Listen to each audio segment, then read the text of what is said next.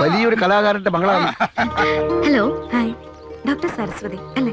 എങ്ങനെ അറിയാം? ദേ, ഏതു നേരവും നിങ്ങളെ കുറിച്ചല്ലേ പറയാനുള്ള മൂപ്പർക്ക്. സരസ്വതിയുടെ നല്ലൊരു PR ആണ് ഇപ്പൊ സുധി.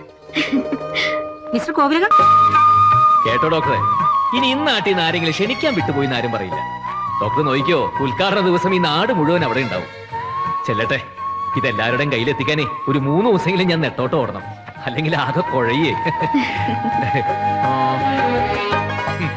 സുധീന്ദ്രൻ, ഈ വീട് അറിയാമെങ്കിൽ ഇതൊന്നും അവിടെ കൊടുത്തേക്കോ. ഓ, to Elanjikkal Sudheendran, son of Kunhikrishnan, Elanjikkal വീട്, ഒറ്റപ്പാലം. അല്ല, ഇത് ബുദ്ധിമുട്ടാണെങ്കിൽ വേണ്ട. ഈ വീട് എന്റെ കുട്ടിക്കാലത്തെ ചെറിയൊരു ഓർമ്മയിലുണ്ട്. അന്വേഷിച്ചു പിടിച്ച് ഞാൻ തന്നെ കൊടുത്തോളാം. അയ്യോ, അതൊന്നും വേണ്ട. പിന്നെ ഞാൻ ഇന്നാട്ടുകാരനല്ലാത്ത സുധീന്ദ്രന് ഈ വീടൊന്നും അറിഞ്ഞോന്ന് വരില്ല. ഞാൻ ഈ നാട്ടിൽ തന്നെ ജനിച്ചു വളർന്നത്. 5-6 വയസ്സ് വരെ. അവിടെ ഒരു വികൃതി ചെക്കനുണ്ടായിരുന്നു, സുധിക്കുട്ടൻ. ഞാൻ കുട്ടേട്ടാന്ന് വിളിച്ചിരുന്നു.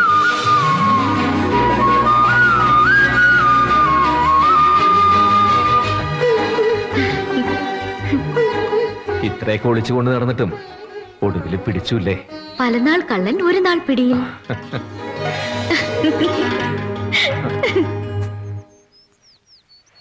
സുധി വെറുതെ പറയുന്നതാ. ഇത്രയും ദിവസം അവൾക്ക് ആളെ മനസ്സിലായില്ലാന്ന്. ഏയ്, മനസ്സിലാവാൻ എങ്ങനെയാ? ഓർമ്മ തെളിയുന്ന പ്രായാവുന്നതിന് മുമ്പ് പോയതല്ലേ അവള്.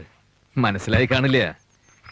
എന്നാലും തീരെ തെളിച്ചമില്ലാത്തൊരു ഓർമ്മയില് എവിടെയോ എന്റെ കണ്ണില് മണ്ണ് വാരിയിട്ട് ആ കുറുമ്പുകാരിക്കുട്ടി ഉണ്ടായിരുന്നു. ആ, വളർന്നപ്പോ അവള് വലിയ ഡോക്ടർ, ഈ ഉള്ളവനോ ഒരേരപ്പൻ. അല്ല, തിരിച്ചറിയാതിരിക്കാൻ നല്ലതെന്ന് തോന്നി. ദേ, ചെറുപ്പത്തിൽ അവൾ എന്നെ കുട്ടേട്ടാന്നാ വിളിച്ചിരുന്നത്. ഇന്നത് പിന്നെയും വിളിച്ച് കേട്ടപ്പോ എന്റെ ദൈവമേ, എനിക്ക് വയ്യ. എനിക്കങ്ങോട്ട് കരയാനാ തോന്നിയത്, ആരും കാണാതെ.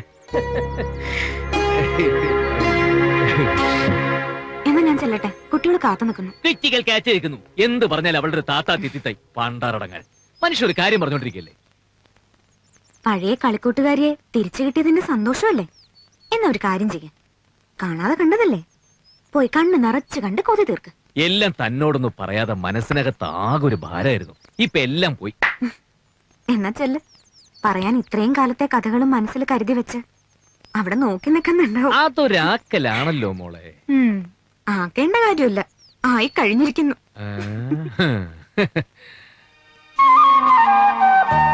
പണ്ടെന്നോ കളഞ്ഞു പോയ കളിപ്പാട്ടം, അത് കണ്ടുകിട്ടിയ കുട്ടിയുടെ ഈ ആവേശം എനിക്ക് മനസ്സിലാവും. നായരുടെ മനസ്സ് നിറച്ചുപ്പ അവള.